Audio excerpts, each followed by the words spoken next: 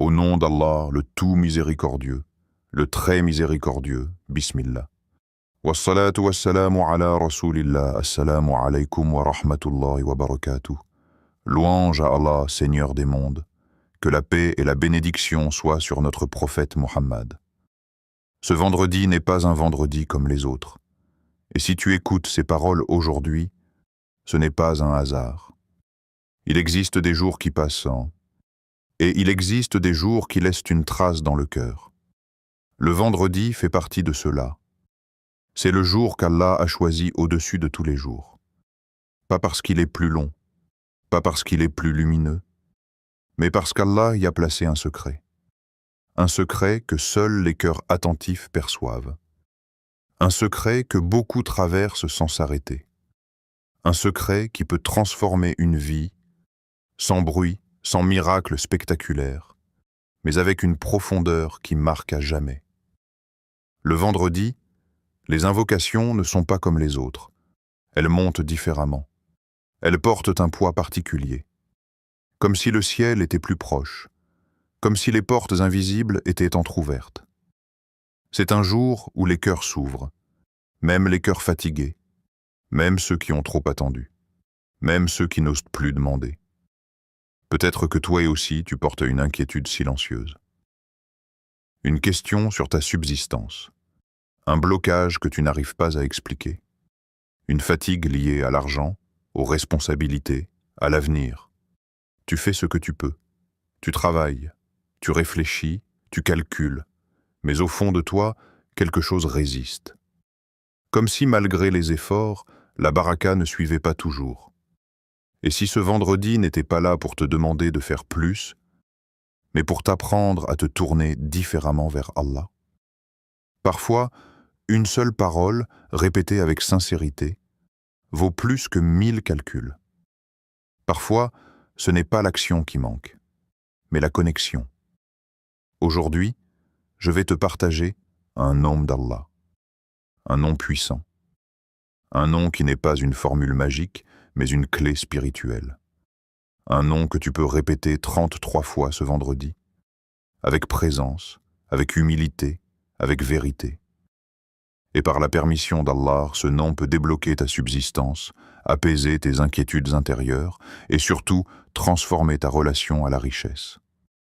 Car le véritable changement ne commence pas dans le portefeuille, il commence dans le cœur.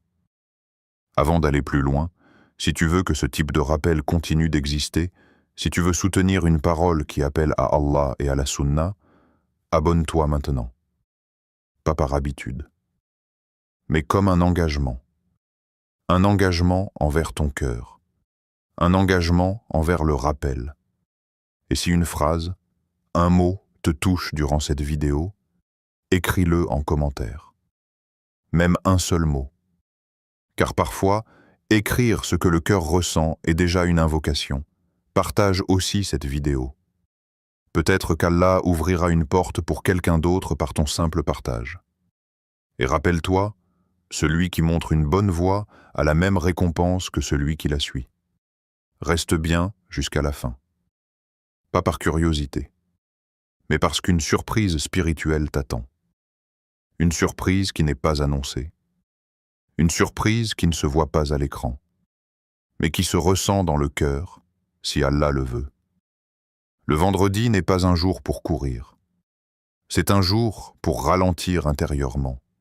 Un jour pour écouter ce que le cœur n'a pas le temps de dire le reste de la semaine. Ce rappel n'est pas là pour te promettre une richesse soudaine.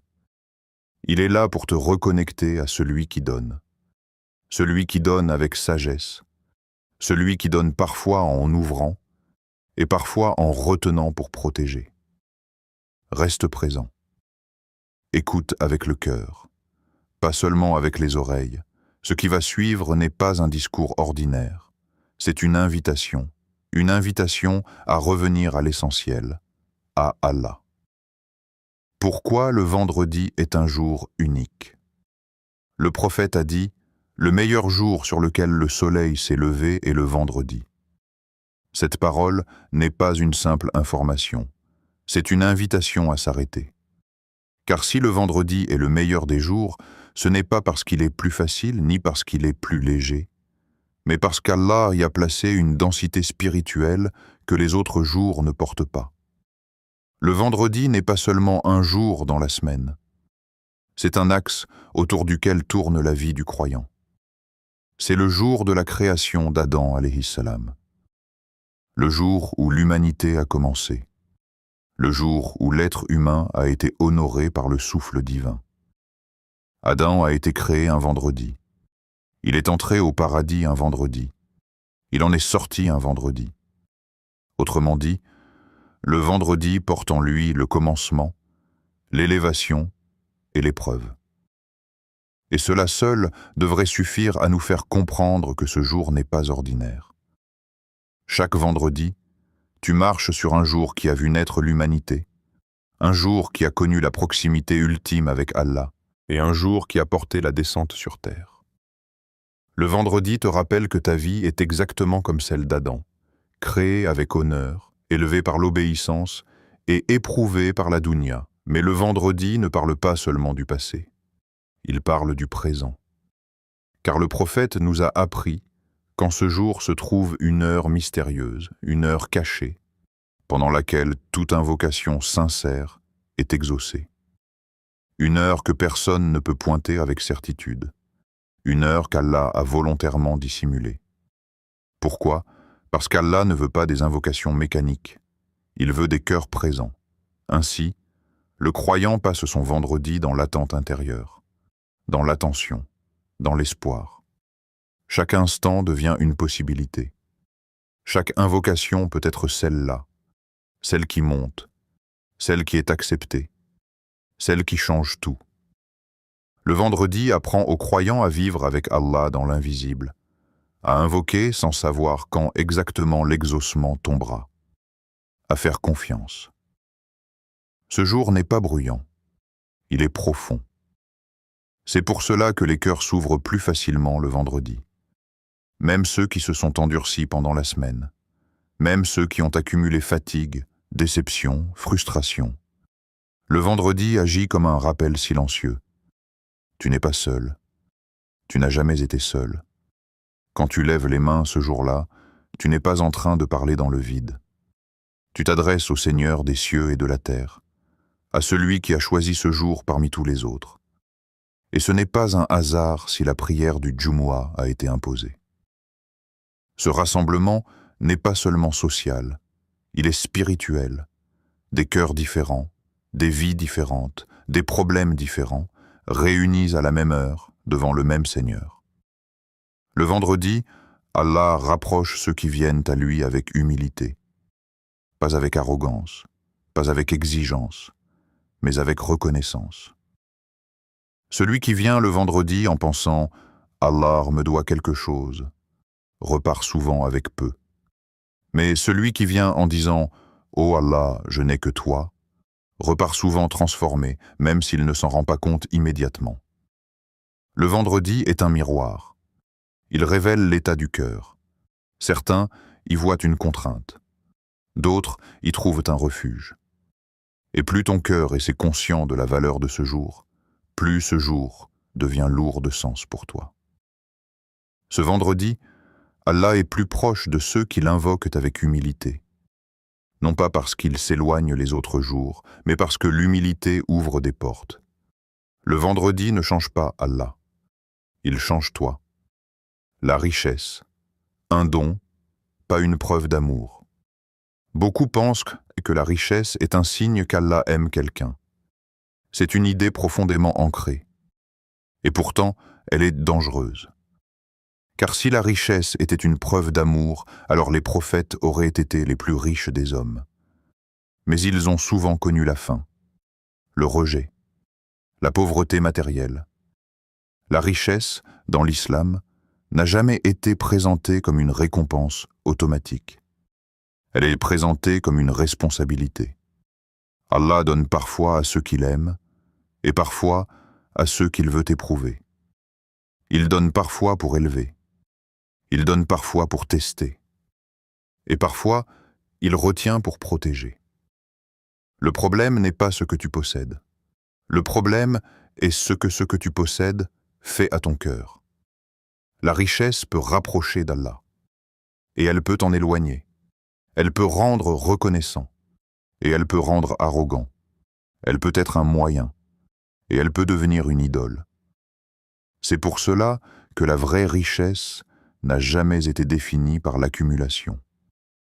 La vraie richesse, c'est un cœur rassuré, un cœur qui dort sans peur excessive du lendemain, un cœur qui ne panique pas à chaque manque, un cœur qui sait que ce qui lui est destiné ne le manquera pas.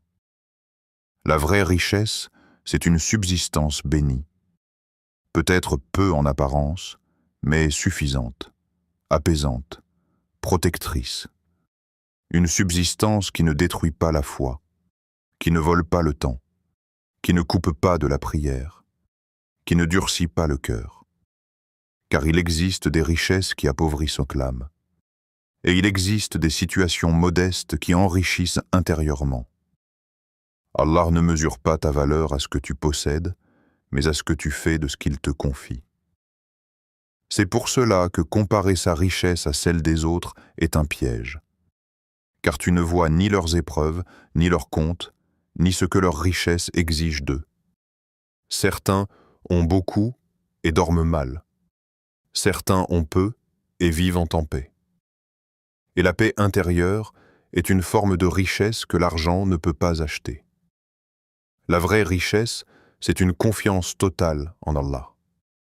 Une confiance qui dit « Si Allah donne, il sait pourquoi. Et s'il retient, il sait mieux encore. » Cette confiance ne supprime pas l'effort.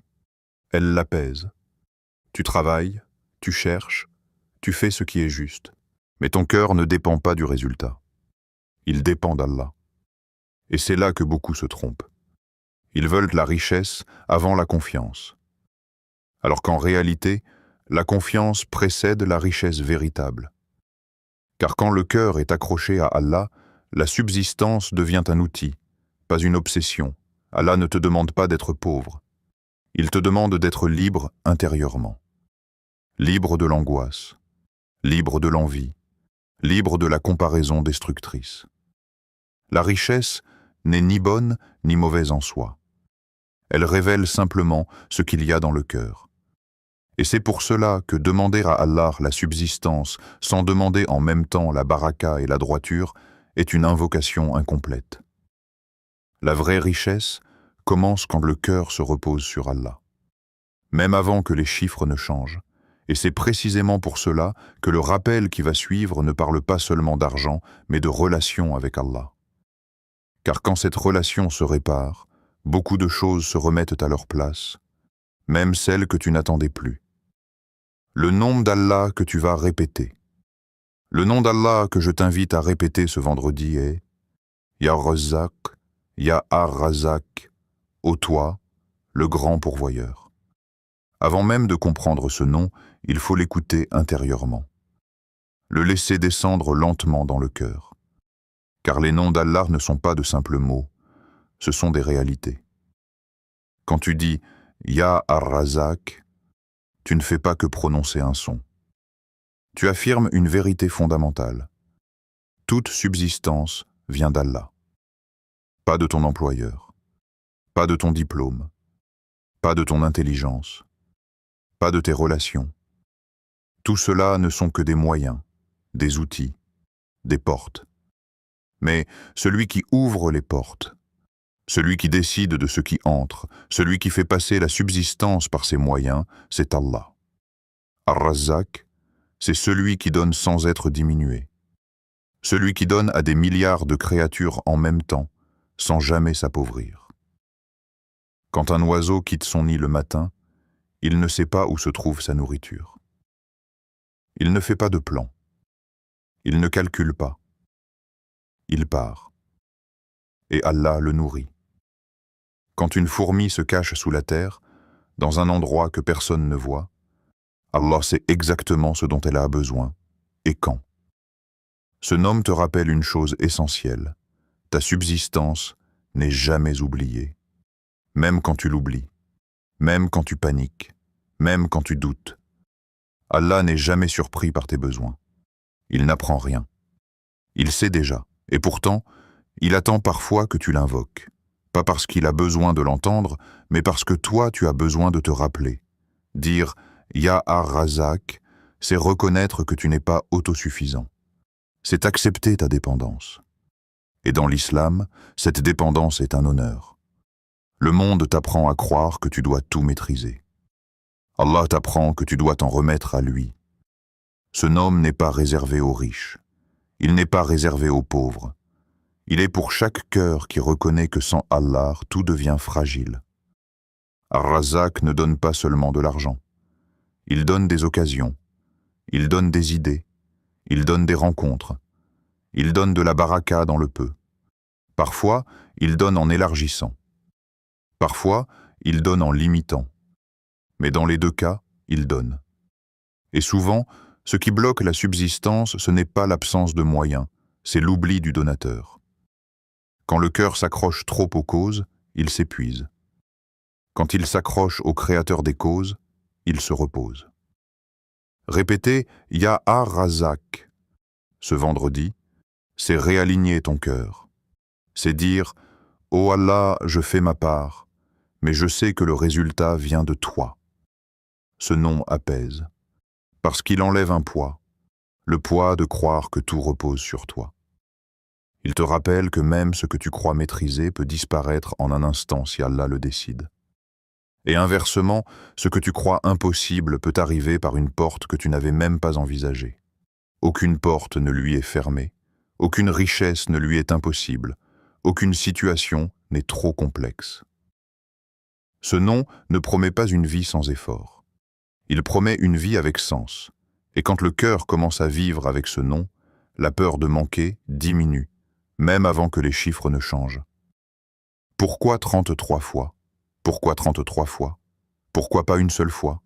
Pourquoi pas 100? Pourquoi pas 1000?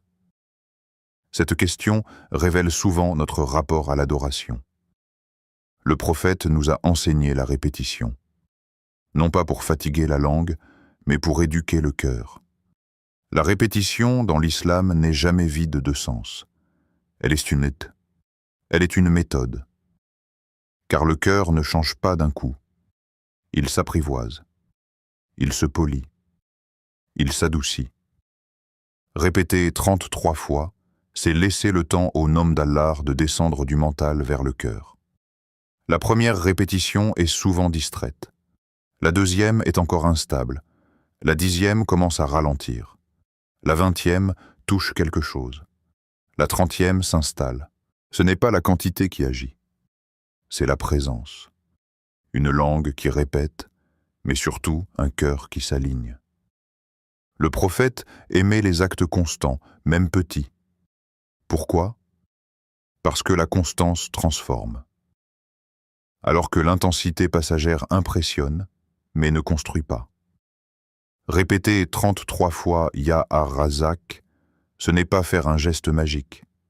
C'est créer un espace intérieur. Un espace où l'inquiétude se tait un peu, où la peur recule, où la confiance commence à respirer. La douceur dans l'adoration est essentielle. Allah n'aime pas la brutalité. Il aime la sincérité. Tu n'es pas en train de forcer une réponse. Tu es en train de te placer correctement devant Allah. Chaque répétition est comme un pas. Pas vers l'argent, mais vers Allah.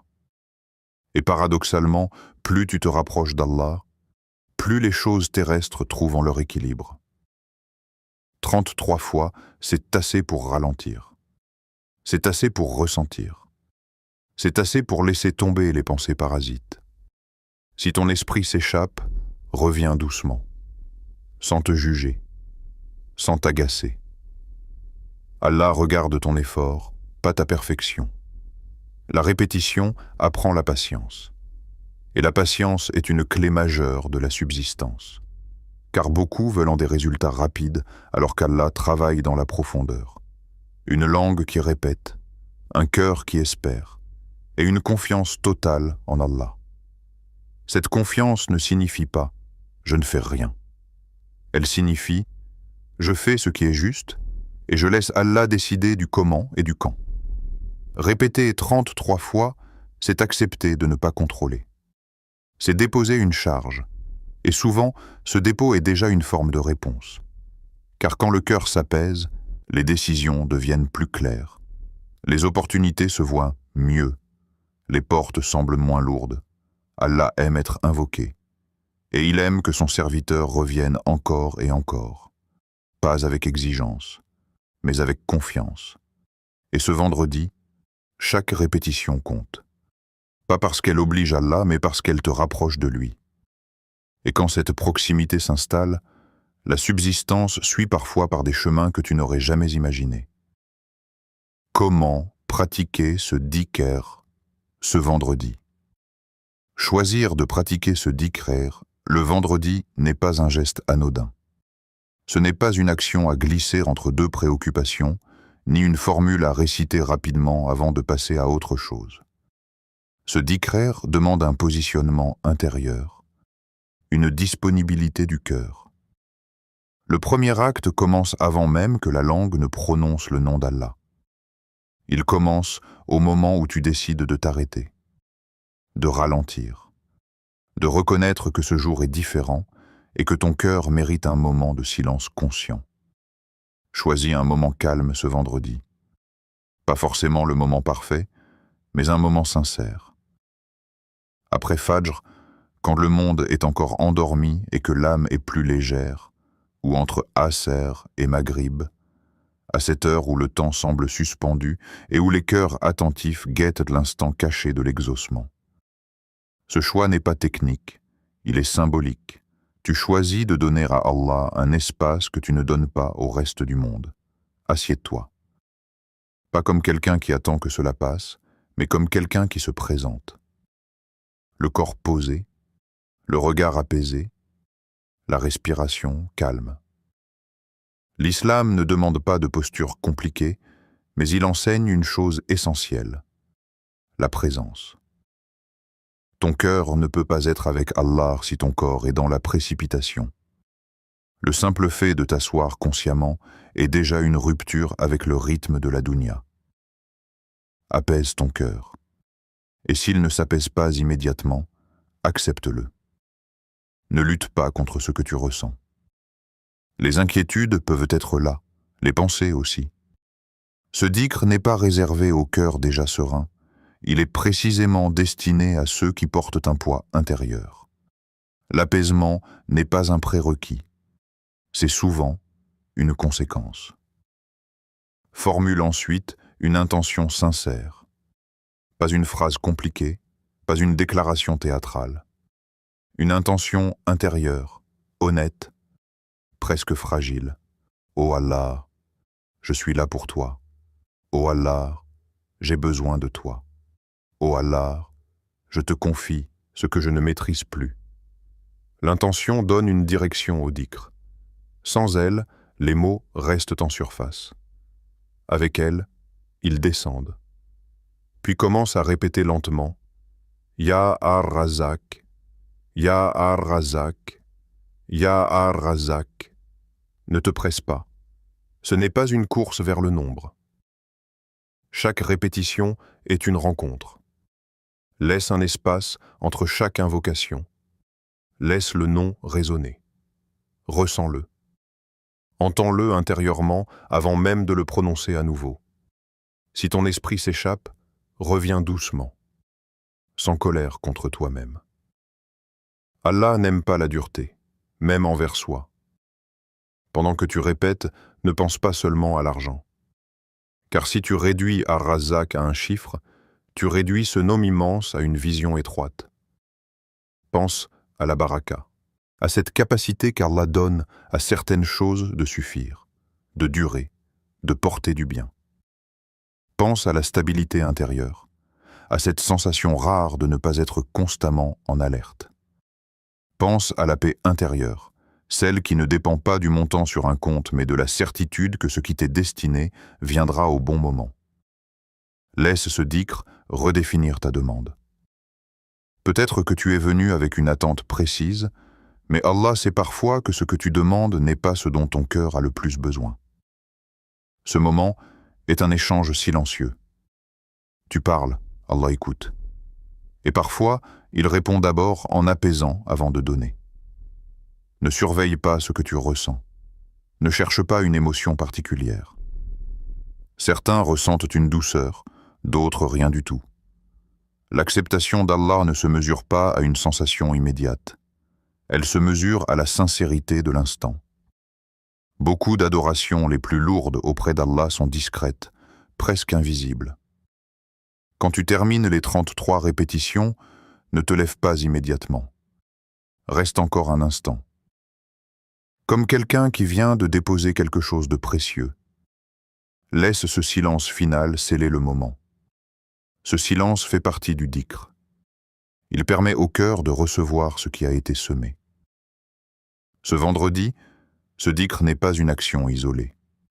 Il s'inscrit dans un état.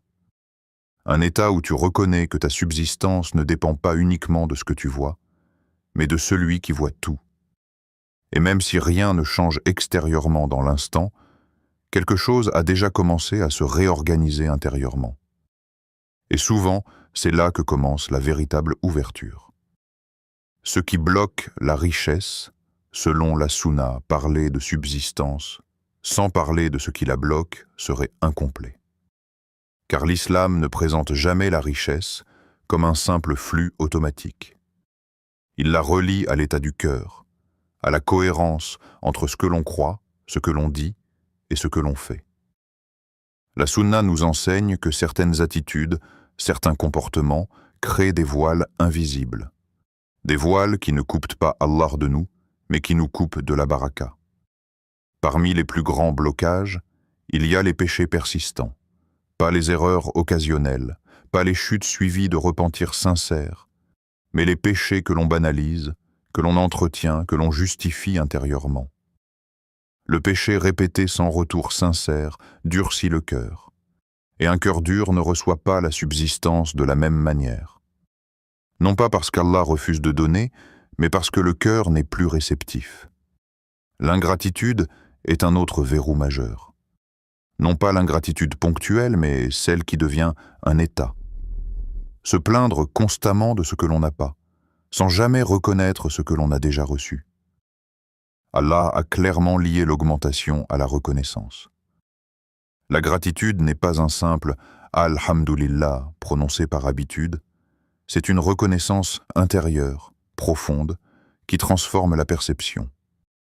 Celui qui ne voit jamais ce qu'il reçoit finit par ne plus recevoir de la même manière. L'impatience est également un frein puissant. Vouloir tout de suite. Comparer son rythme à celui des autres. Se décourager parce que l'ouverture tarde. Or, Allah travaille rarement dans la précipitation. Il construit, il prépare. Et parfois, il retarde une subsistance pour éviter une chute plus grave. L'impatience fait croire que le retard est un refus, alors qu'il est souvent une protection. La plainte excessive est un poison discret. Se plaindre devant Allah est une chose noble, mais se plaindre constamment de son destin devant les créatures, sans jamais se tourner sincèrement vers Allah, fragilise la confiance intérieure. La plainte répétée sans invocation transforme la douleur en amertume. Et l'amertume ferme le cœur. Il y a aussi un blocage dont on parle moins, l'oubli d'Allah dans l'aisance. Quand tout va bien, quand la subsistance est là, quand les portes semblent ouvertes, beaucoup relâchent leurs liens. Ils invoquent moins. Ils remercient moins. Ils se reposent davantage sur les moyens que sur le donateur. Et alors, quand une difficulté arrive, le cœur n'est plus entraîné à revenir vers Allah. La sunna nous enseigne que se rappeler d'Allah dans l'aisance est une protection pour les temps difficiles. Ce dhikr que tu fais ce vendredi n'est donc pas une formule magique. Il ne contourne pas la sunna d'Allah. Il ne remplace ni l'effort, ni l'éthique, ni la droiture. Il est un retour, un réalignement, un acte de lucidité spirituelle. Il te place à nouveau dans la bonne posture, celle du serviteur conscient. Quand le cœur se purifie, la subsistance circule. Pas toujours sous la forme attendue, pas toujours dans les délais espérés, mais d'une manière plus saine, plus stable, plus protectrice. La purification du cœur ne signifie pas la perfection. Elle signifie la sincérité dans le retour. Reconnaître ses manquements. Corriger ce qui peut l'être. Demander pardon sans justifier.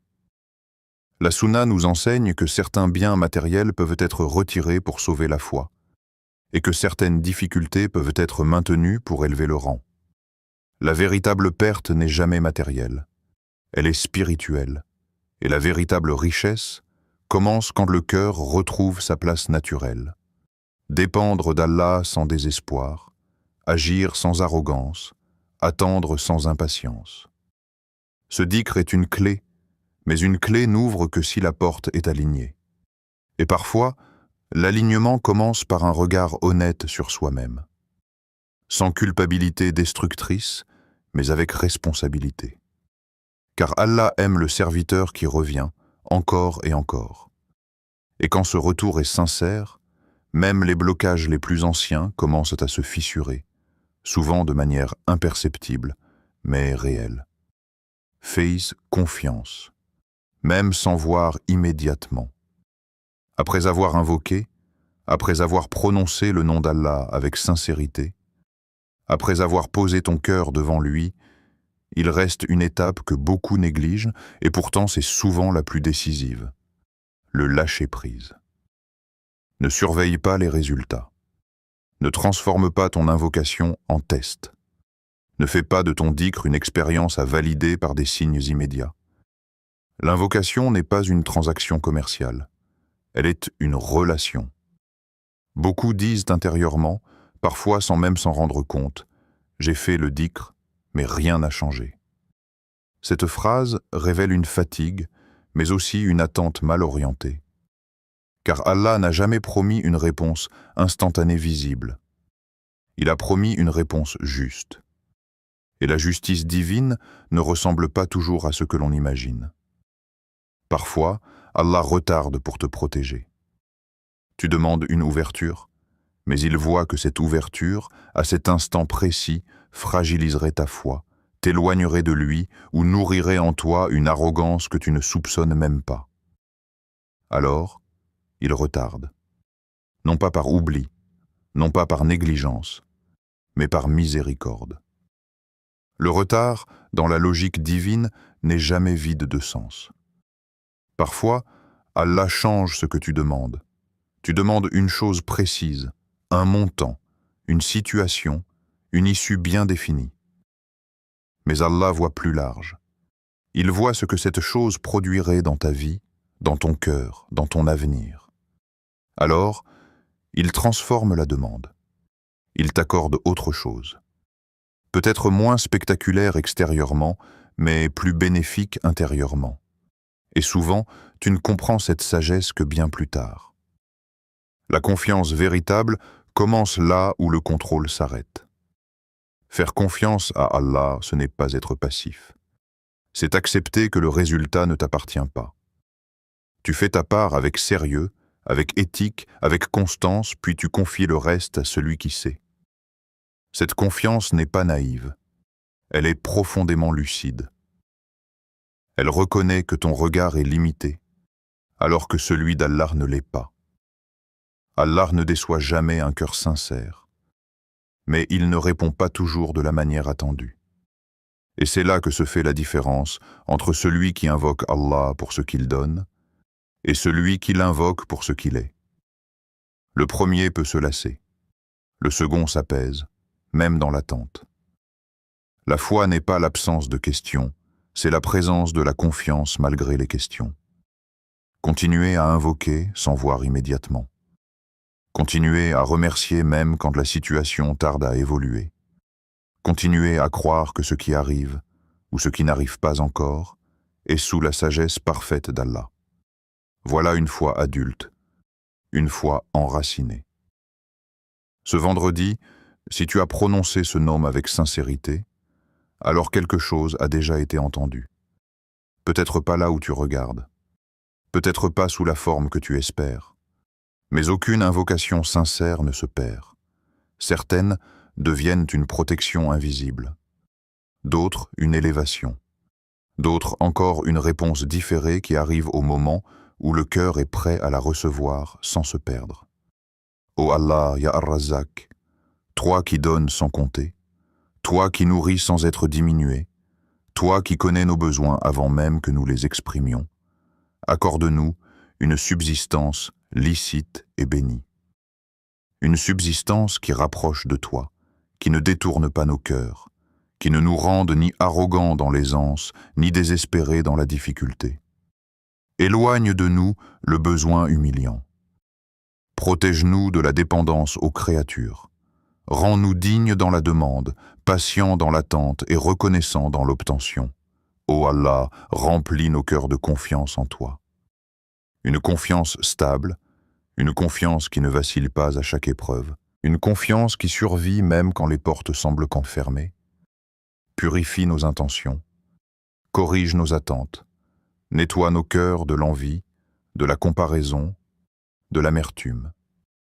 Fais que nous te cherchions avant de chercher ce que tu donnes, et fais de ce vendredi un tournant dans nos vies, un tournant silencieux mais profond, un moment où quelque chose se répare à l'intérieur, même si tout ne change pas encore à l'extérieur.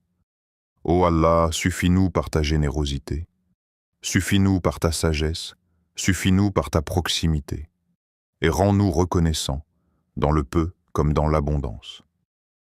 Mine. Ce vendredi, ne laisse pas passer cette occasion, pas parce qu'elle est rare, mais parce que ton cœur en a besoin. Un nom, 33 répétitions, un cœur sincère, et Allah fait le reste, toujours. Si ce rappel a touché ton cœur, même légèrement, aime cette vidéo afin qu'elle atteigne d'autres cœurs qui en ont peut-être besoin aujourd'hui, plus que tu ne l'imagines. Abonne-toi à Voix de la Sunna pour des rappels authentiques, ancrés dans le Coran et la Sunna du prophète, des paroles qui ne cherchent pas à impressionner, mais à rapprocher d'Allah. Active la cloche pour ne rien manquer, car le rappel est une nourriture et le cœur a besoin de constance. Partage cette vidéo, car celui qui montre une bonne voie a la même récompense que celui qui la suit, sans que cela ne diminue rien à sa propre récompense. Qu'Allah te récompense, te protège, et t'accorde la baraka dans ce que tu possèdes et dans ce qu'il t'accordera encore. Assalamu alaikum wa rahmatullah wa barakatuh.